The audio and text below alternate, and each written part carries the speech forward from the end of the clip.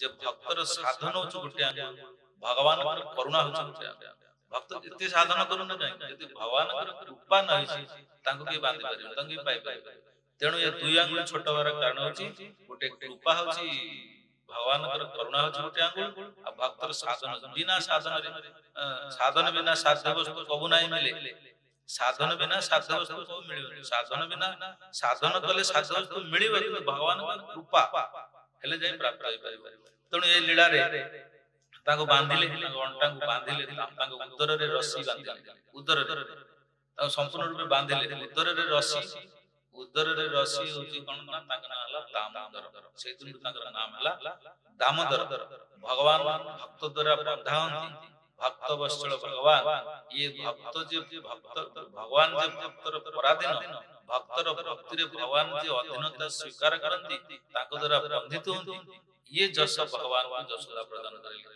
आ के ताको पुरपुरी ताको बांधि कृष्ण के बांधि के बांधि तेणु से ताको द्वारा बंधित होई कोन कले जसोदा कले ताको गोटे धान कुटा जो आगु जाउतला उद्दुखळ कहता जाय से बड़ उद्दुखळ गोटे थिला सेइथरे बांधि देकरी अन्य कार्य करिया पे चली तो कृष्ण देखले जेतले से निजे बंधन रे पड़ले भक्तर बंधन इति शक्त माने रजुरी भगवान शक्ति के बहु अनंत शक्ति तांगर किंतु से वात्सल्य प्रेमर रजु से रजु ना कोन ना प्रेमर रजु से प्रेमर रजु एते शक्त जे भगवान जिते शक्ति प्रयोग करले छिने पारे एते बड़ अनंत शक्तिशाली भगवान से एते शक्ति जे रजुरी अछि ताको छिने पाले बंधा रहले तेणु जेतले अनुभव कले जे बंधन रे जो माने पड़ी चंती से माने केते कष्ट भोग करचंती से निजे बंधन जो माने संसारी जो माने बंधन रे पड़ी चंती ताको मुक्त करिवे सेति में दामोदर लीला के स्मरण करले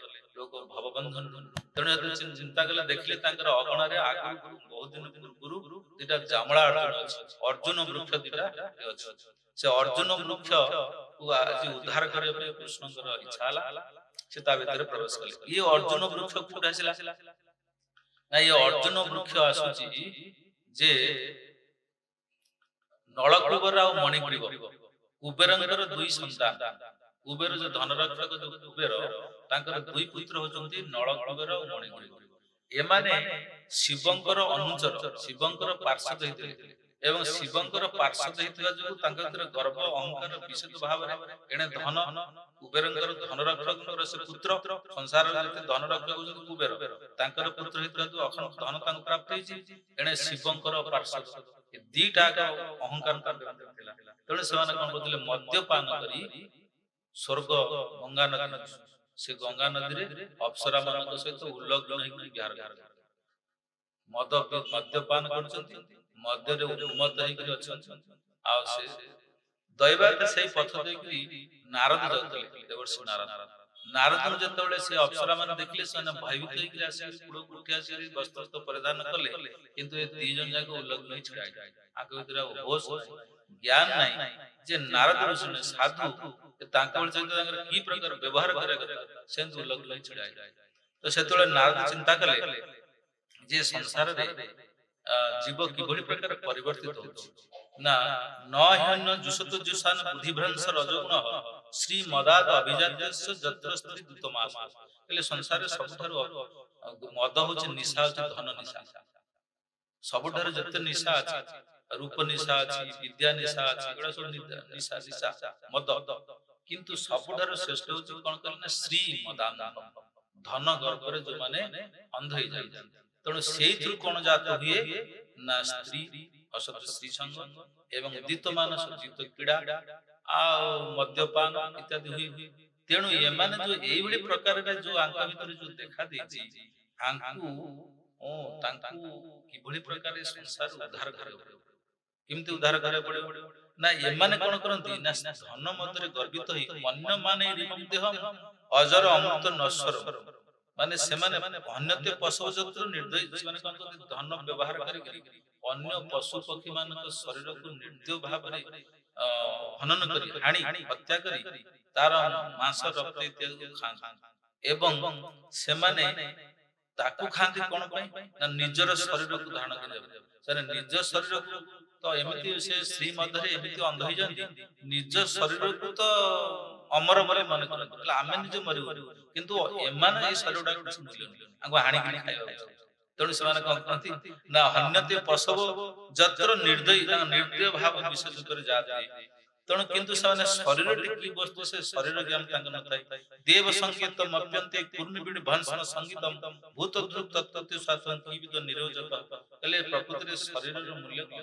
ଶରୀର ଯଦି ଶରୀରକୁ ଯଦି ପୋତି ଦିଆଯାଏ, ମୃତ୍ୟୁ ପରେ ଯଦି ଶରୀରକୁ ପୋତି ଦିଆଯାଏ ତାହେଲେ ପୋକ ହେଇଯାଏ। ତାକୁ ଯଦି କୌଣସି ପ୍ରାଣୀ ଖାଇଯାଏ ତାହେଲେ ବିଷ୍ଠାରେ ପରିଣତ ହେଇଯାଏ। ତାକୁ ଯଦି ନିଆଁରେ ପୋଡ଼ି ଦିଆଯାଏ ତାହେଲେ ଭସ୍ମରେ ପରିଣତ ହେଇଯାଏ।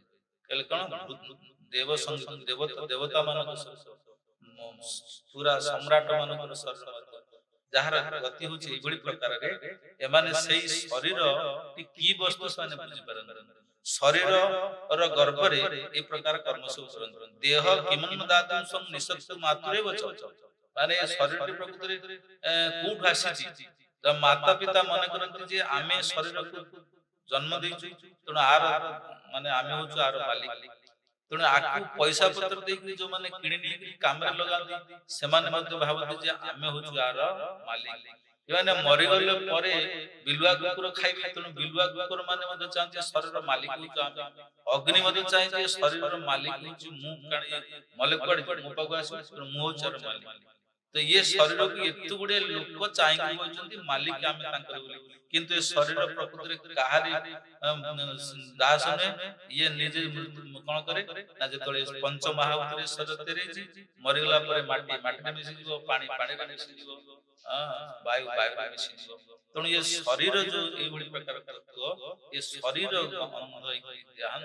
ଦେହ ଦେହାତ୍ମ ବୋଧ କରିକି ଶ୍ରୀ ମଦାନ୍ଧ ହେଇକି ଏ ଯୋଉ ଏଇ ପ୍ରକାର ଅସତ୍କର୍ମ କରନ୍ତି। ଆଜି ମୁଁ ଜଣେ ସାଧୁ ବ୍ୟକ୍ତି ଏଠି ଉପସ୍ଥିତ ହେଇଥିଲେ ବି ଦେଖ ତାଙ୍କ ଭିତରେ କେତେ ଅହଙ୍କାର, କେତେ ନିଶା ଜାତ ହେଇଛି ମତେ ଦେଖି ପାରୁନାହାନ୍ତି। ତେଣୁ ଆଙ୍କୁ ମୁଁ ଆଜି ଏ ସଂସାର ବନ୍ଧନରୁ ମୁକ୍ତ କରି, ସାଧୁ ମାନେ କେବେ ତାର ଅପକାର କରନ୍ତି, ସଂସାର ବନ୍ଧନରୁ ମୁକ୍ତ କରି କହିଲେ ଆଙ୍କୁ ପ୍ରଥମେ ଦରିଦ୍ର କରାଯାଏ। ଦରିଦ୍ର କଲେ କଣ ହବ ନା ଦରିଦ୍ର ଅବସ୍ଥାରେ ପଡିଲେ ଆଙ୍କର ଯୋଉ ଶରୀରର ଅଭିମାନ ଅଛି ଏ ଧୀରେ ଧୀରେ କମିବ, ଏବଂ ସାଧୁ ସନ୍ଥ ମାନେ ବେଶୀ ଧନୀ ଲୋକ ଘରକୁ ଯାଆନ୍ତି, ଗରିବ ଲୋକ ଯାଆନ୍ତି। ତେଣୁ ଧନୀ କୂଳରେ ଜନ୍ମ ହେଲେ ଇଏ କଣ ହବ ନା ଏକ ତ ତାଙ୍କର ଇଏ ଭୌତିକ ଭୋଗ ଲିପ୍ସା ବିଶେଷ ରହିବନି, ଶରୀର ଶୁଖିଯିବ, ଖାଇବାକୁ ପାଇବେନି, ତୃଷ୍ଣା ବେଶୀ ଜାତ ହବନି। ତେଣୁ ଏଭଳି ପ୍ରକାର ଅବସ୍ଥା ଆସିଥିବ, ଏବଂ ସାଧୁ ସନ୍ଥ ମାନେ ମଧ୍ୟ ସେ ଗରିବ ଲୋକମାନଙ୍କୁ ବେଶୀ ଯାଆନ୍ତି। ତେଣୁ ମାନେ ଅକ୍ଲେଶରେ ତାଙ୍କ ଦର୍ଶନ ପାଇବେ, ତାଙ୍କ ଠାରୁ ଭଗବାନ କଥା ଶ୍ରବଣ କରି ସଂସାର ବନ୍ଧନ ମୁକ୍ତ ହେବେ। ତାଙ୍କୁ ଦରିଦ୍ର କରାଯାଏ। ଦରିଦ୍ର କରାଯାଏ ଭାବି ଚିନ୍ତା କରି କଣ କଲେ, ତାଙ୍କୁ ଅଭିଶାପ ଦେଇଦେଲେ ଦି ଜଣଙ୍କୁ, ଯାଅ ବୃକ୍ଷ ଜନ୍ମ ଲାଭ। ଇଏ ସଂସାରରେ ତୁମେ ଉଲ୍ଲଗ୍ନ ହେଇକି ଛିଡା ହେଇଛ, ଯାଅ ଉଲ୍ଲଗ୍ନ ହେଇକି ସେମିତି ଛିଡା ହେଇଥିବ, ବୃକ୍ଷ ଜନ୍ମ ପାଇବ। ବୃକ୍ଷ ମାନେ ଉଲ୍ଲଗ୍ନ ହେଇକି ଛିଡା ହେଇଥିବ, ଖରା ବର୍ଷା ଶୀତ କାକର ବାୟୁ ସବୁ ତାଙ୍କୁ ଅଭିଶାପ ଦେଇଦେଲେ, ଯାଅ ଏଇଭଳି ପ୍ରକାରରେ ତୁମେ ଶୀତ କାକରେ ପଡି। ତ ସେମାନେ ଯେତେବେଳେ କାନ୍ଦିଲେ ଆସି ତାଙ୍କ ନିକଟରେ କ୍ଷମା ପ୍ରାର୍ଥନା କଲେ, ଭୁଲ ହେଇଛି କ୍ଷମା କରନ୍ତୁ। ନା ଠିକ ଅଛି, ତମେ ଗୋଟେ କାମ କର, ତମେ ଏଠି ସେଠି ବୃକ୍ଷ ଜନ୍ମ ପାଇବ। ବୃକ୍ଷ ନନ୍ଦ ମହାରାଜଙ୍କର ଅଗଣାରେ ଜନ୍ମ ହବ। 36,000 ବର୍ଷ ଅର୍ଜୁନ ବୃକ୍ଷ ହେଇକି ଦି ଜଣ ଯାକ ଜନ୍ମ ହେଇଥିଲେ, ଯୋଉଠି ଫଳ ନାହିଁ ପୁଷ୍ପ ନାହିଁ, ଖାଲି ବୃକ୍ଷ, ଫଳ ପୁଷ୍ପ ହୀନ ବୃକ୍ଷ ହେଇକି ଛିଡା ହେଇଛି। ଆଉ ତାପରେ 36,000 ବର୍ଷ ପର୍ଯ୍ୟନ୍ତ ତୁମେ ସେଠି ରହିବ। କାହିଁକି ନା ଏତେ ଦିନ ପର୍ଯ୍ୟନ୍ତ ରହିଲେ ତମ ଭିତରେ ଯୋଉ ଅହଙ୍କାର ଜାତ ହେଇଛି, ସେ ଅହଙ୍କାର ଟା ଦୂର ହବ। ତମେ ତ ଦୁଃଖ କଷ୍ଟ ଉପଭୋଗ କରିବ, ସେତେ ଦିନ ଭିତରେ ଯାଇ ତମ ଅହଙ୍କାର ହେଇପାରିବ ନାହିଁ। 36,000 ବର୍ଷ ଥିବ, ତାପରେ କୃଷ୍ଣଙ୍କର ପାଦ ସ୍ପର୍ଶ ହେଲେ ମୁକ୍ତ ହବ। ତେଣୁ ଯେତେବେଳେ କୃଷ୍ଣ ଦେଖିଲେ କାହାକୁ ମୁକ୍ତ କରିବେ, ବନ୍ଧନରେ ଅଛନ୍ତି, ତେଣୁ ସେ ଘୋଷାଡି କରି ସେ ଉପକୂଳକୁ ଆଣିଲେ, ଏବଂ ସେ ବୃକ୍ଷର ମଝି ଭିତରେ ପ୍ରବେଶ କରିଗଲେ। ପ୍ରବେଶ କରି ଯେତେବେଳେ ବାହାରକୁ ଆସିଗଲେ, ତାଙ୍କର ଅଣ୍ଟାରେ ଯୋଉ ବନ୍ଧା ହେଇଛି, ସେ ଉଦରରେ ବନ୍ଧା ହେଇଛି ସେ ରସି, ଆଉ ଉଦୁଖଳ ରହିଗଲା ବାହାରେ। ସେ ଭିତରେ ବହୁତ ଚେଷ୍ଟା କରି ଟାଣିବାକୁ ଚେଷ୍ଟା କଲେ, ସେ ରସି କେତେ ମଜବୁତ, ସର୍ବଶକ୍ତିମାନ ଭଗବାନ ଟାଣୁଛନ୍ତି ସେ ଉଦୁଖଳକୁ, ଛିଣ୍ଡୁନି। ଏଠୁ ବୁଝିପାରୁଥିବେ ଭକ୍ତିର ରଜୁ, ଭକ୍ତ ଯେତେବେଳେ ଭଗବାନଙ୍କୁ ବାନ୍ଧେ, ସ୍ୱୟଂ ଭଗବାନ ବି ତାକୁ ସେଥିରୁ ମାନେ ଇଏ କରିପାରନ୍ତି। ଭକ୍ତିର ରଜୁଟା ଏତେ ମଜବୁତ, ତେଣୁ ସେ ଟାଣି ଚେଷ୍ଟା କଲେ, ସେ ତ ଛିଣ୍ଡିଲାନି ସେ ରସି, କିନ୍ତୁ ସେ ବୃକ୍ଷ ଦିଟା ଯାକ ଉପଡ଼ିକି ପଡିଗଲା। ଭୟଙ୍କର ଶବ୍ଦ ହେଲା। ଭୟଙ୍କର ଶବ୍ଦ ହେଲେ ମଧ୍ୟ ଯୋଗମାୟାଙ୍କ ପ୍ରଭାବ କାହାରିକୁ ଶୁଭିଲାନି। ତାଦେହରେ ଦୁଇଟି ପୁରୁଷ ପ୍ରକାଶ ଥିଲେ, ଦିବ୍ୟ ମୂର୍ତ୍ତି ପ୍ରକାଶ ଥିଲେ, ସେ ଯୋଉ ନଳକୂଳର ମଣି ଦେବତା ରୂପ ତାଙ୍କର ପ୍ରକାଶ ଦେଇଛି। ନମଃ ପରମ କଲ୍ୟାଣ, ନମଃ ପରମ ମଙ୍ଗଳ, ବାସୁଦେବାୟ ଶାନ୍ତାୟ ଯଦୁନାଂପତେ ନମଃ। ପ୍ରଣାମ କଲେ ଭଗବାନ ଶ୍ରୀକୃଷ୍ଣ। କହିଲେ ଯେ ଆମେ ଆପଣ ପାଖରୁ କିଛି ବର ଚାହୁଁଛୁ। କଣ ବର? ନା ପ୍ରଭୁ, ଆମେ ପୂର୍ବ ଜନ୍ମରେ ଦେବତା ଜନ୍ମ ପାଇଥିଲୁ। ଆମ ଭିତରେ ଚକ୍ଷୁ, କର୍ଣ୍ଣ, ଜିହ୍ବା, ନାସା, ତ୍ୱକ୍ ସବୁ କିଛି ଥିଲା, ଦିବ୍ୟ ଶରୀର ଥିଲା, କିନ୍ତୁ ସେ ସବୁର ଅପବ୍ୟବହାର କରିବା ଯୋଗୁଁ ଆଜି ବୃକ୍ଷ ଜନ୍ମକୁ ପ୍ରାପ୍ତ ହେଇଥିଲୁ। ପୁଣି ଆପଣ କୃପା କରି ଆମକୁ ସେଇ ପୂର୍ବ ଶରୀର ଆଉ ତାଠୁ ସୁନ୍ଦର ଅତି ଦେବତା ଶରୀର ଦେଇଛନ୍ତି। ତେଣୁ ଆପଣ ନିକଟରେ ବର ମାରୁଛୁ।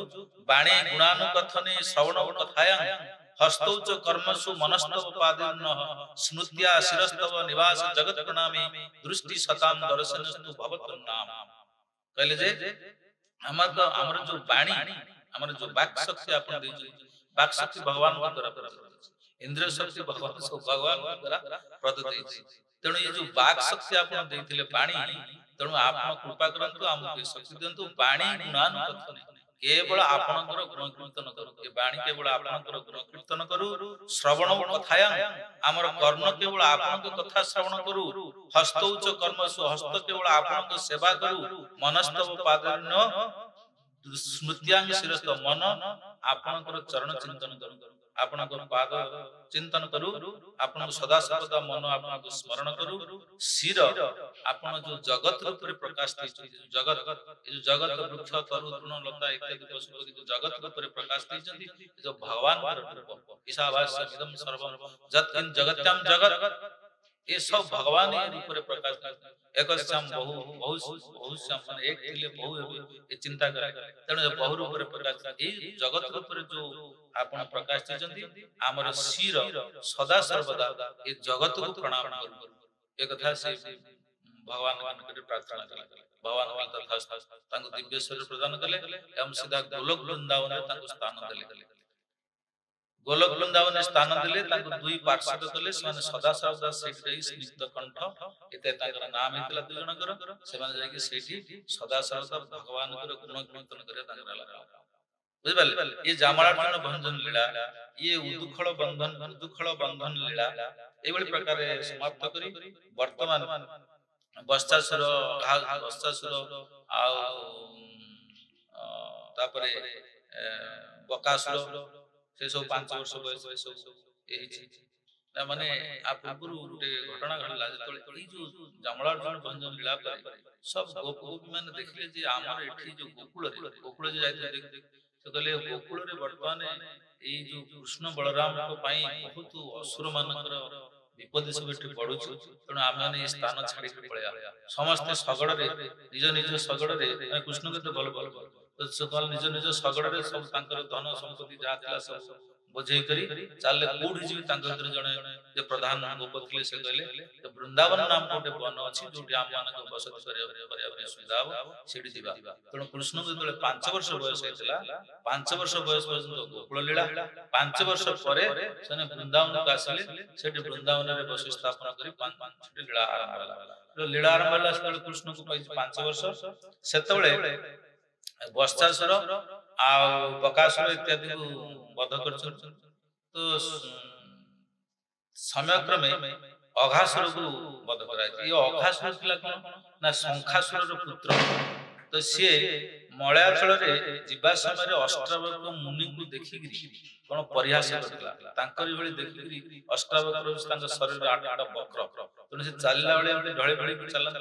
ତେଣୁ ତାକୁ ଦେଖିକିରି ଇଏ ଶଙ୍ଖାସୁରର ପୁତ୍ର ବହୁତ ଉପହାସ କଲା, ହସିଲା, ଏବଂ ହସିକିରି ଯେତେବେଳେ ସେ ବଙ୍କେଇ ଚାଲିଲା, ତାକୁ ଯେତେବେଳେ ସେଇ ଋଷି ଅଷ୍ଟାବକ୍ର ମୁନି ତାଙ୍କୁ ଅଭିଶାପ ଦେଇଥିଲେ, ଯା ତୁ ମତେ ପରିହାସ କରୁଛୁ, ତୁ ଅଜଗର ସର୍ପ ହେଇକି ଜନ୍ମ। ତେଣୁ ସେ ହେଇଗଲା ଅଜଗର, ମାନେ ଅଘାସୁର।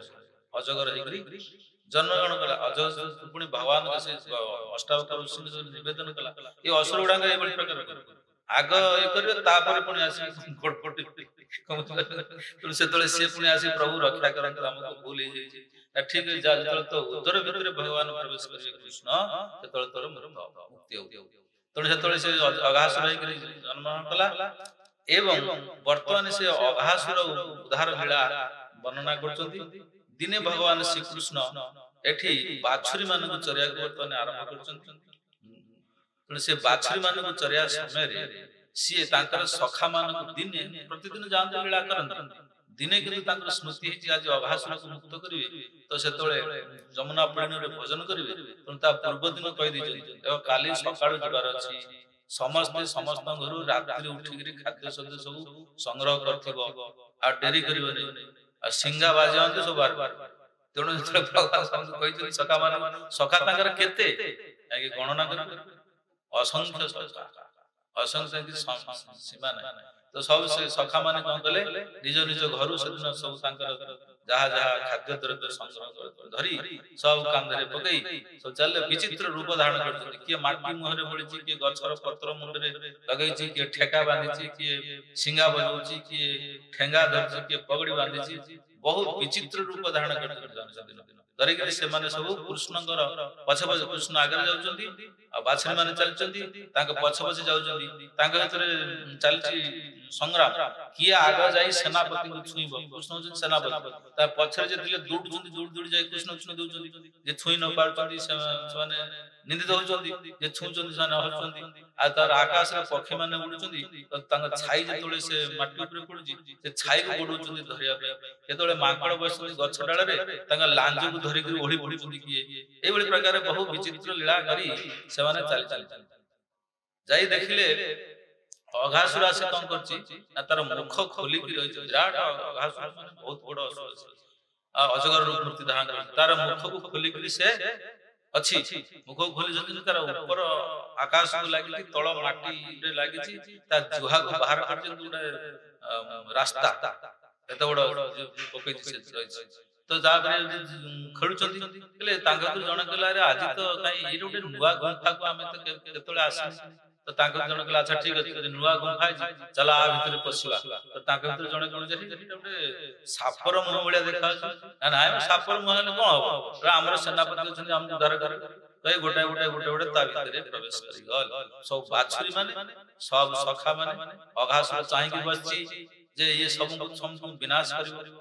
କିନ୍ତୁ ସାଧାରଣତଃ ଲୋକମାନେ ଭାବନ୍ତି ମାନେ ମାନେ କହନ୍ତି ଯେ ତା ଭିତରେ ସେ ଅଜଗର ସାପର ବିଷ ଜ୍ୱାଳାରେ ସେମାନେ ସବୁ ଅଚ୍ୟୁତ ହେଇକି ପଡିଗଲେ। ତା ଭଗବାନଙ୍କର ଯୋଉ ଭକ୍ତ, ଭଗବାନଙ୍କର ହଉଛନ୍ତି ବୃନ୍ଦାବନର ଏମାନେ ହଉଛନ୍ତି ତାଙ୍କର ଲୀଳା ସଙ୍ଗୀ। ଆଗରେ ସାଧାରଣ ଅଜଗରର ଗୋଟେ ସାପର ବିଷ କଣ ପ୍ରଭାବ ପକେଇବ। ସେମାନେ ଯେତେବେଳେ ଯାଉଥିଲେ କୃଷ୍ଣଙ୍କୁ ପଛରୁ ଚାହିଁ ଚାହିଁକା ଯାଇକି ତା ଭିତରେ ପ୍ରବେଶ କରିଛନ୍ତି। କିନ୍ତୁ ତା ଭିତରେ ପ୍ରବେଶ କରିବାକୁ ଯେତେବେଳେ ଦେଖିଲେ କୃଷ୍ଣ ନାହାନ୍ତି, କୃଷ୍ଣଙ୍କର ବିରହ ତାଙ୍କୁ ଏତେ ବ୍ୟାକୁଳିତ କଲା ଯେ ସେମାନେ ମୂର୍ଚ୍ଛିତ ହେଇ ପଡିଗଲେ।